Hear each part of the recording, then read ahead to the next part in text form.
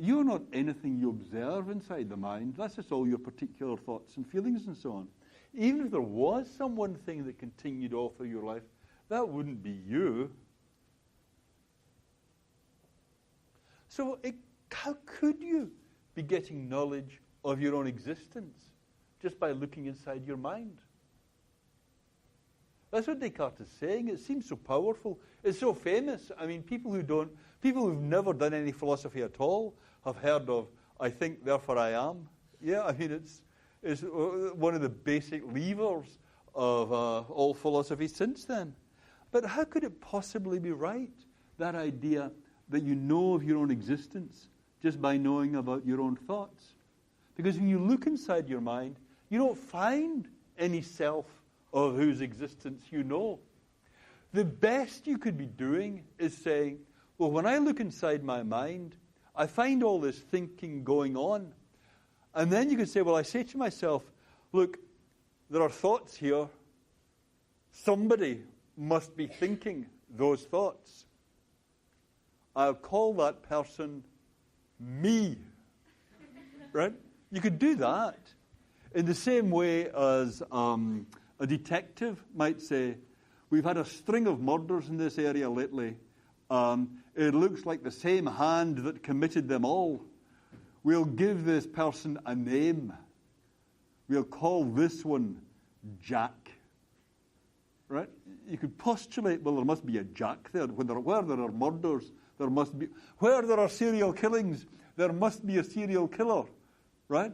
Similarly, you could say, look inside your mind, find a string of thoughts, and say, where there is a string of thoughts, there must be a thinker. These thoughts all seem to be the work of one and the same person. I'll call that person, not Jack, but me. That's what I mean by me. Whoever's doing it, whoever's thinking all these thoughts. Who I am, I have no idea. The self is just a kind of theoretical postulate. Just as Jack is a theoretical postulate. You don't know who Jack is. You've never encountered Jack, not knowingly. And similarly, the self is just something you postulate as whoever it is that's doing all that thinking that you can now spot by looking inside your mind.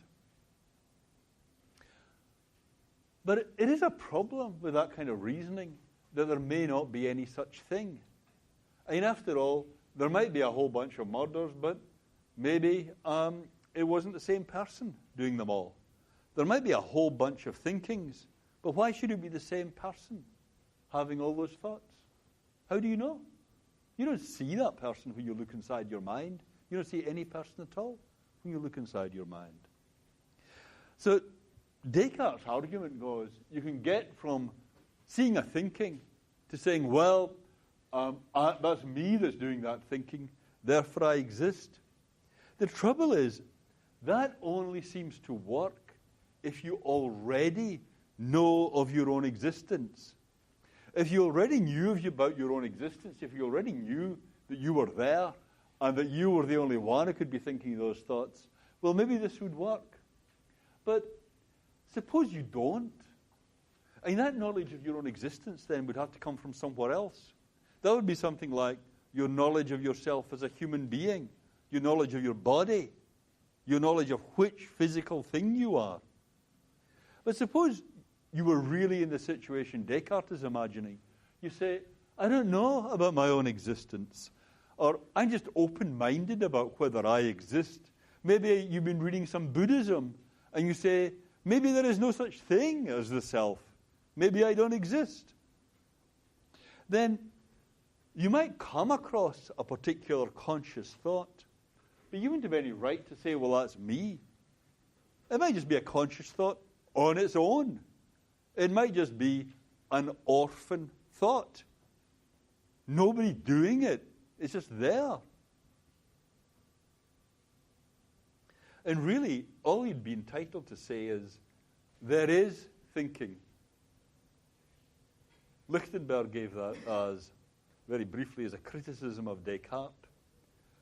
When you look inside your own mind, if you suppose the whole physical world ceases to exist, and you look inside your own mind, then you don't find the existence of the self.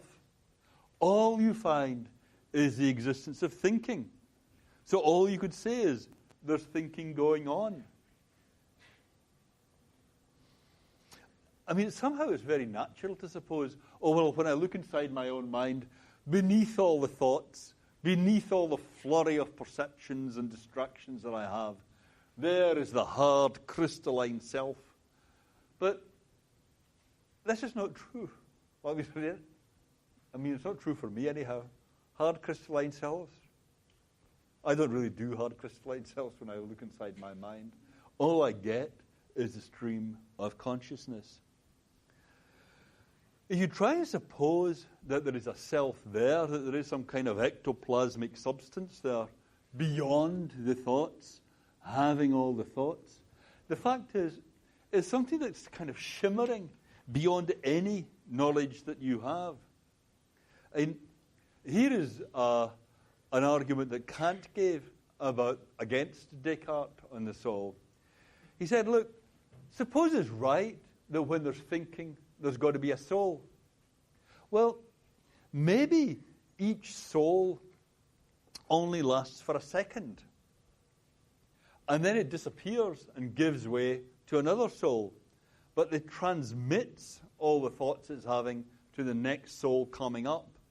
And what you are, well, you at the moment are one of these momentary souls. But in a moment, you're going to give way to the next one coming up. So it's kind of like one of these distraction games, right? That you got a whole series of souls here, and each one transmits all its thoughts to the next one coming up before going out of existence.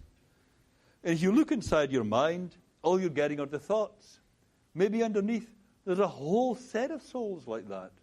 Or maybe at any one moment, your body has associated with it 1,000 souls, all thinking the same thoughts. So that when you speak, or when I speak, there are 1,000 souls, all wanting to say the same thing. I mean, everything would seem just the way it does now. And that's just to say, you don't have knowledge of any particular soul at all. I mean, it seems like a great idea that Descartes has. Let's imagine that the whole physical world doesn't exist. Let's imagine it's all a dream. I still know about myself. I still know of my own existence. But then when you think it through, all you're getting in that situation is the existence of particular thoughts or particular perceptions. And if you say, but there's got to be something that's having those thoughts or perceptions, well, maybe there is at least one thing, but it might be thousands, it might be many, or it might be none. You don't have any knowledge of the existence of any particular thing at all. All you know of is the truth. There is thinking, nor I'm thinking. And what that line of argument seems to show, if this is right, this is a limitation on all these arguments we've had, that the self can't be a physical thing. Because what this is suggesting is that you can only think of yourself as a physical thing. If you lose the conception of yourself as a flesh and blood human being, then you have no idea which thing you are. We can't let go of the physical in thinking about the mind. The self just has got to be the human being. No other way of thinking about what's going on. So this is where we kind of rally the forces of physicalism and say, but you would be nothing if not a physical thing.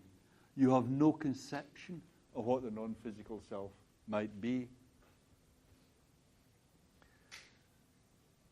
So Descartes' argument was the certainty with which you know of your own existence is greater than the certainty with which you could know of the existence of any physical thing. And what I'm suggesting is that line of argument, when you think it through deeply, that's just a mistake. You have to think of yourself as a physical thing. If you lose the conception of yourself as a physical thing, you simply lose the conception of yourself altogether. There is only the flesh and blood thing, nothing else. So the mind has got to be physical. It's hard to see how it can be true, but the mind just has to be physical. And the task is to understand how that can be. Yes? So let's say I'm having a series of thoughts. You're having a series of thoughts, But then when I go to sleep, I lose those thoughts. You lose the thoughts, yes. So when I wake up the next day, I still identify myself as one. So Yes. is that a misconception then? So what? So would that be a misconception in terms of how?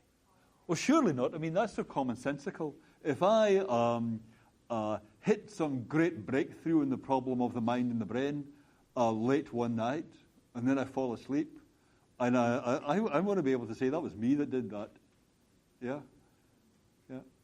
So that's got to be right. It's got to be the same person. Yeah. But your point is that there was a period of sleep there during which you weren't thinking. Yeah. So in what sense is it the same person? Is that the question? Yeah. I think that's absolutely right. But what sense is it the same person? How would you explain it? Yeah, I don't know. So it's that's what I'm asking. Is the soul, let's say, Yeah. each soul represent a stream of thoughts? Right. I think if you go down Descartes' way of thinking of it, where the self is not physical, it's really hard to know what's going on here. Right? If you're thinking in Descartes' way, then your question is extremely confusing. Because where's the soul here? How do I know it's the same soul? Maybe it was a different soul. Maybe there wasn't a soul at all. I don't know, is it the same person or not? Right?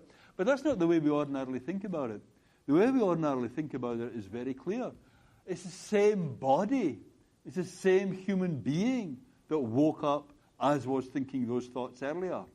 That's why we're so sure it's the same person. So it's only physicalism about the self that can explain why it's so obvious that it can be one and the same person before the sleep as after. Yeah. Okay. That's the order I saw you in, 1 and 2. Yeah.